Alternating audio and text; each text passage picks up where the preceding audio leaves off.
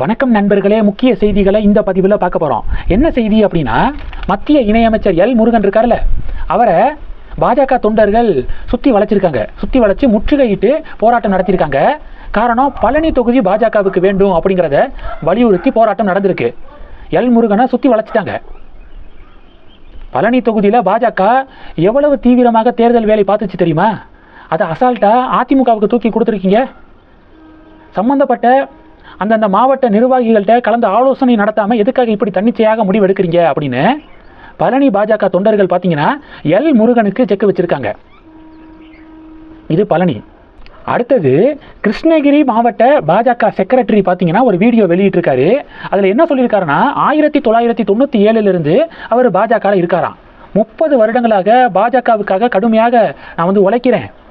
2016 ஓசூர் தொகுதியில் போட்டியிடுவதற்கு தொடர்ந்து கட்சிக்கிட்ட நான் முறையிட்டுக்கிட்டே இருக்கேன், கோரிக்கையை முன் வச்சுக்கிட்டே இருக்கேன். 2016 இருக்கட்டும், 2021 ஓசூர் தொகுதியில் போட்டியிட நான் விருப்பம் தெரிவிக்கிறேன்.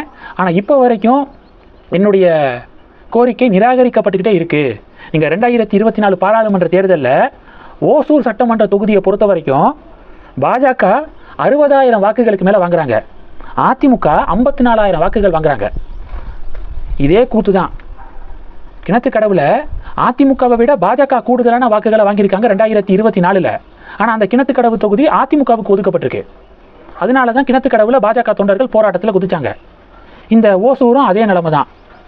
அதிமுகவை விட பாஜக 6,000 வாக்குகளுக்கு மேலே கூட வாங்கியிருக்காங்க. அப்போ ஓசூரை பாஜகவுக்கு ஒதுக்கியிருக்கணும்ல. ஆனால் அதிமுக தான் அந்த ஓசூரையும் எடுத்துக்கிட்டாங்க. இதில் விரக்தி அடைந்து பாஜகவுடைய மாவட்ட செக்ரட்டரி வீடியோ ஒன்று வெளியிட்டிருக்காரு. அதில் ரொம்ப மனசு உடஞ்சி பேசியிருக்காருங்க. 30 வருடங்களாக கட்சியில் இருக்காரு. ஒரு சட்டமன்ற தேர்தலை போட்டியிட வாய்ப்பு கொடுத்தாதான் என்ன? இப்போ தமிழிசை அக்கா தப்பாக சொல்லலை. தமிழிசை அக்கா 2006 தேர்தல், 2009 தேர்தல், 2011 தேர்தல், 2016 தேர்தல், 2019 தேர்தல், 2024 தேர்தல், இப்போ 26 தேர்தல், இவ்வளவு தேர்தலில் தமிழிசை அக்கா போட்டியிடுறாங்க. கட்சி வாய்ப்பு கொடுக்குது. அதில் ஒரு வாய்ப்பை இது மாதிரி 30 வருடங்களாக 40 வருடங்களாக கட்சிக்கு உழைக்கக்கூடிய நபர்களுக்கு பாஜக மேலிடம் கொடுத்தா என்ன? பாஜக மேலிடத்து மேலே தப்பான்னு தெரியல. ஆனால் டெஃபினட்டாக தமிழக பாஜக கும்பல் மேலே தப்பு டெஃபினட்டாக இருக்கும் அப்படிங்கிறதான் என்னுடைய பார்வை. தமிழக பாஜக தலைமை நயினார் அவர்கள், எல் முருகன் அவர்கள், தமிழிசை அக்கா, வானதி அக்கா, ராம சீனிவாசன் ப்ரொஃபஸரு, இவங்கெல்லாம் ஸ்டார்டிங்கில் இருந்தே அதிமுகவோட கூட்டணி வேணும் அப்படின்னு சொல்லிட்டு கேட்டுக்கிட்டே இருந்தாங்க. அதிமுகவோட கூட்டணி வேணும் அப்படின்னு கேட்டவங்களாம் சீட்டு வாங்கிட்டாங்க. அப்போ இந்த சீட்டு வாங்கி தங்களுடைய சீட்டை சேவ் பண்ணிக்கிறதுக்காக தான் அதிமுகவோட கூட்டணி வேணும் அப்படின்னு இவங்க ஆரம்பத்திலிருந்தே கத்திருக்காங்க. ஆனால் அண்ணாமலையுடைய பார்வை டிஃப்ரெண்ட். அண்ணாமலை பதவி முக்கியம் இல்லை, கட்சி வளரணும்னு நினைச்சாரு. அதாவது நிறைய தலைவர்களை உருவாக்கணும், மாவட்ட வாரியாக தொகுதி வாரியாக தலைவர்கள் உருவாக்கப்படணும் அப்படின்னு அண்ணாமலை விரும்பினார். எப்படி தலைவர்கள் உருவாவாங்க?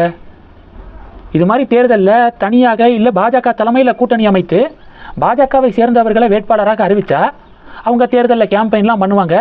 அந்தந்த தொகுதிகளில் அவங்க மக்கள் மத்தியில் ரொம்ப பரிச்சயமாவாங்க. மக்கள் மத்தியில் அந்த முகம் ஃபேமஸ் ஆகும்.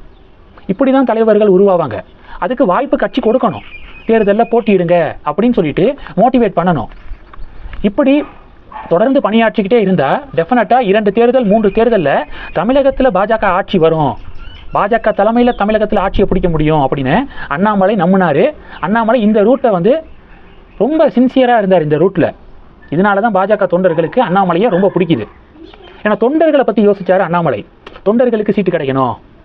இப்போ பாருங்க, கிருஷ்ணகிரி மாவட்ட செக்ரட்டரி 30 வருடங்களாக நான் கட்சியில் இருக்கேன், ஆனால் ஒரு முறை கூட வாய்ப்பு கிடைக்கல அப்படின்னு சொல்லிட்டு இப்போ புலம்பியிருக்காரு. இது மாதிரியான நபர்களுக்கு முன்னுரிமை கொடுத்துருப்பார் அண்ணாமலை.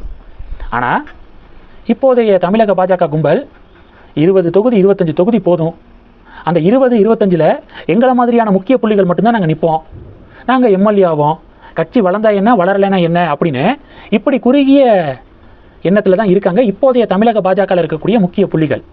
ஸோ இந்த நிலைமை மாறணும். தேர்தல் முடிவுக்கு பிறகாவது மறுபடியும் அண்ணாமலை தலைமையில் கட்சி அடுத்த கட்டத்துக்கு போகுதா அப்படிங்கிறத பொறுத்திருந்து பார்க்கலாம். டெஃபினட்டாக பாஜக டெல்லி மேலிடம் தலைமையை மாற்றிடணும். தேர்தல் முடிவுக்கு பிறகு தேர்தல் முடிவு எப்படி இருந்தாலும் சரி, பாஜகவுக்கு சாதகமாக இருந்தாலும் சரி, பாஜகவுக்கு டிசாஸ்டராக இருந்தாலும் சரி, தயவு செஞ்சு பதவியை அண்ணாமலைகிட்ட கொடுத்துருங்க. அவர் கட்சியை பார்த்துக்குவார், கட்சியை வளர்த்துக்குவார். இந்த குரல்கள் தான் கீழே அடிமட்டத்திலிருந்து வருது. இப்போ பாருங்க, எல் முருகனை சுற்றி வளைத்து பாஜக தொண்டர்கள் கேள்விக்கு மேலே கேள்வியாக எழுப்பியிருக்காங்க. இது சம்பந்தப்பட்ட செய்திகள் ட்ரெண்டிங்கு. சன் நியூஸ் பார்த்தீங்கன்னா எல் முருகனை சுற்றி வளைத்த பாஜக தொண்டர்கள் அப்படின்னு தலைப்பு கொடுத்துருக்காங்க. இதே புதிய தலைமுறை எல் முருகனை சுற்றி வளைத்த அண்ணாமலை ஆதரவாளர்கள் அப்படின்னு சொல்லிட்டு டைட்டில் கொடுத்துருக்காங்க. ரெண்டுமே ஒன்று தான். அண்ணாமலை ஆதரவாளர்கள் ஈக்குவல் டு பாஜக தொண்டர்கள். அண்ணாமலை ஆதரவாளர்கள் எல்லாருமே பாஜகவுடைய சின்சியர் தொண்டர்களாக தான் இருப்பாங்க. பாஜக வளரணும் அப்படின்னு நினைக்கக்கூடியவர்களாக தான் இருப்பாங்க. தமிழகத்தில் பல்வேறு தொகுதிகளில் பாஜக தொண்டர்கள் இந்த தொகுதியை பாஜகவுக்கு ஒதுக்கணும் அப்படின்னு சொல்லிட்டு போராட்டம் நடத்துகிறாங்களே, இதை பற்றி உங்களுடைய ஃபீட்பேக்கை மறக்காமல் நீங்கள் கமெண்ட் செக்ஷனில் தெரிவிக்கலாம். தொடர்ந்து கனெக்டில் இருங்க. அடுத்தடுத்து நிறையா பதிவுகளை பார்க்க போகிறோம். நன்றி. ஜெய் ஹிந்த்.